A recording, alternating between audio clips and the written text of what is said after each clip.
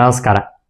ಗುರುಭ್ಯಶ್ಚ ಗ್ರಹೇಭ್ಯಶ್ಚ ಮಯಾ ಬದ್ಧೋಯಮಂಜಲಿ ಪ್ರಸನ್ನ ಮನಸಸ್ತೆ ಮೇ ಸತ್ಯಾಂ ಕುರುವಂತು ಭಾರತಿ.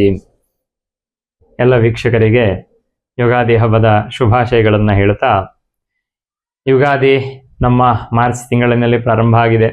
ಇನ್ನು ಮುಂದೆ ಪರಾಭವನಾಮ ಸಂವತ್ಸರ ಪ್ರಾರಂಭ ಆಗಲಿದೆ.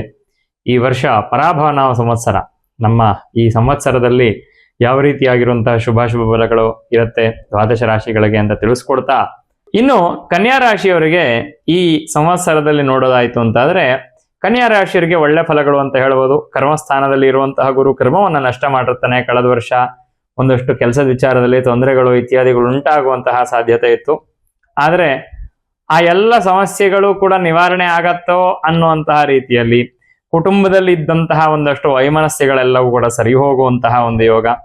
ಪಾರ್ಟ್ನರ್ ಜೊತೆಗೆ ಕೆಲಸ, ಬಿಸ್ನೆಸ್ ಪಾರ್ಟ್ನರ್ ಆಗಿರ್ಬೋದು, ಲೈಫ್ ಪಾರ್ಟ್ನರ್ ಆಗಿರ್ಬೋದು, ಅಂದ್ರೆ ನಿಮ್ಮ ಗಂಡ ಹೆಂಡತಿಯ ಜೊತೆ ಆಗಿರ್ಬೋದು, ಹೆಂಡತಿ ಗಂಡನ ಜೊತೆ ಆಗಿರ್ಬೋದು, ಅಥವಾ ನೀವು ವೃತ್ತಿಯಲ್ಲಿ ನಿಮ್ಮ ಪಾರ್ಟ್ನರ್ ಜೊತೆ ಆಗಿರ್ಬೋದು, ಇದ್ದಂತಹ ಒಂದಷ್ಟು ವೈಮನಸ್ಯ, ಒಂದಷ್ಟು ಹಿಂಸೆ, ಒಂದಷ್ಟು ಕೋಲ್ಡ್ ವಾರ್. ಯಾಕೆಂದ್ರೆ ಮೀನರಾಶಿಯಲ್ಲಿ ಇರುವಂತಹ ಶನಿ ಕೋಲ್ಡ್ ವಾರ್ ಅನ್ನ ಉಂಟು ಮಾಡಿಸಿದ್ರೆ ಅದೆಲ್ಲವೂ ಕೂಡ ಗುರುವಿನ ದೃಷ್ಟಿಯಿಂದ ನಿವಾರಣೆ ಆಗುವಂತಹ ಯೋಗ. ಕಣ್ಣಿನಲ್ಲಿ ಸಣ್ಣ ಪುಟ್ಟ ಸಮಸ್ಯೆಗಳು, ಸ್ವಲ್ಪ ಇನ್ನೂ ಒಂದಷ್ಟು ವ್ಯಯ ಅಂದ್ರೆ ಖರ್ಚಾಗ್ತಿರುವಂಥದ್ದು ಅದೇ ಒಂದು ಸ್ಥಿತಿಯಲ್ಲೇ ನಡೆಯುತ್ತೆ. ಸೇವ್ ಮಾಡ್ಲಿಕ್ಕೆ ಸ್ವಲ್ಪ ಕಷ್ಟ ಆಗ್ಬೋದು, ಆದ್ರೆ ಜೀವನದಲ್ಲಿ ಉತ್ತಮವಾಗಿರುವಂತಹ ಒಂದು ಫಲಗಳು ಅನ್ನುವಂಥದ್ದು ಪ್ರಾಪ್ತವಾಗತ್ತೆ. ಕನ್ಯಾ ರಾಶಿಯವರಿಗೆ ಈ ವರ್ಷ ಹೊಸದಾಗಿರುವಂತಹ ಉದ್ಯೋಗವನ್ನ ಮಾಡುವಂತಹ ಆಪರ್ಚುನಿಟಿ, ಅಥವಾ ಪಾರ್ಟ್ನರ್ಶಿಪ್ ಅಲ್ಲಿ ಮಾಡ್ತಿದ್ದಂತಹ ಕೆಲಸಗಳೆಲ್ಲವೂ ಕೂಡ ಸ್ವಂತಕ್ಕೆ ವಹಿಸ್ಕೊಳ್ಳಬಹುದಾಗಿರುವಂತಹ ಒಂದು ಯೋಗ.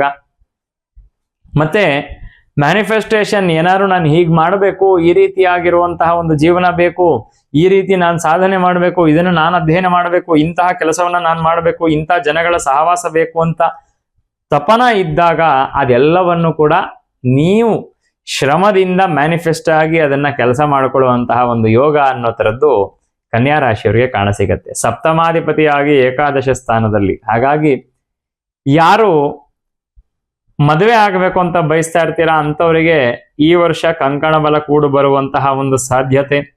ವಿದೇಶ ಪ್ರಯಾಣವನ್ನ ಬಯಸ್ತಿರ್ತಕ್ಕಂಥವ್ರು, ವಿದೇಶದಲ್ಲಿ ಉದ್ಯೋಗಾರ್ಥಿಗಳು ಯಾರಿದಾರೋ ಅಂಥವರಿಗೆ ವಿದೇಶದಲ್ಲಿ ಉದ್ಯೋಗವನ್ನ ಮಾಡುವಂತಹ ಯೋಗ.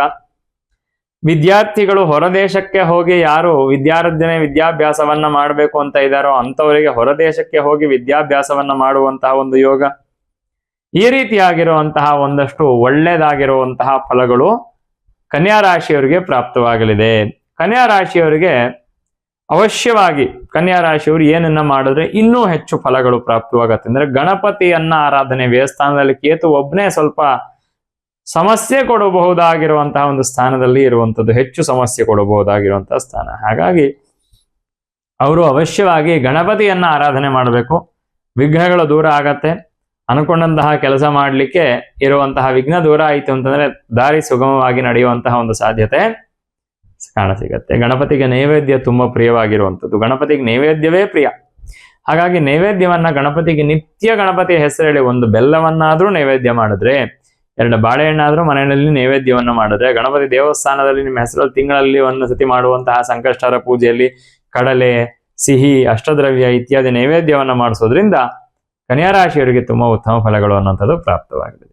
ಬೇವು ಬೆಲ್ಲ ತಿಂದು ಸುಖ ದುಃಖವನ್ನ ಸಹಜವಾಗಿ ಎರಡನ್ನೂ ಕೂಡ ಸ್ವೀಕಾರ ಮಾಡುವಂತಹ ಮನಸ್ಥಿತಿ ಇಟ್ಕೊಂಡು ಈ ವರ್ಷ ಪರಾಭವನಾಮ ಸಂವತ್ಸರದಲ್ಲಿ ಪ್ರಾರಂಭದಲ್ಲಿ ಏನೋ ಒಂದಷ್ಟು ಈ ವರ್ಷ ನಾವು ಸಮಸ್ಯೆಗಳನ್ನ ನೋಡಿದೀವಿ, ಯುದ್ಧಗಳನ್ನ ನೋಡಿದೀವಿ. ಈ ಯುದ್ಧ ಎಲ್ಲವೂ ಕೂಡ ಇಳಿಮುಖವಾಗಲಿ ಅಂತ ಪ್ರಾರ್ಥನೆಯನ್ನ ಮಾಡ್ತಾ, ಗುರು ಉಚ್ಚ ರಾಶಿಯಲ್ಲಿ ಸಂಚಾರ ಮಾಡೋದ್ರಿಂದ ಧರ್ಮ ಬುದ್ಧಿ ಎಲ್ಲರಲ್ಲೂ ಕೂಡ ಪ್ರಚೋದನೆ ಆಗಲಿದೆ.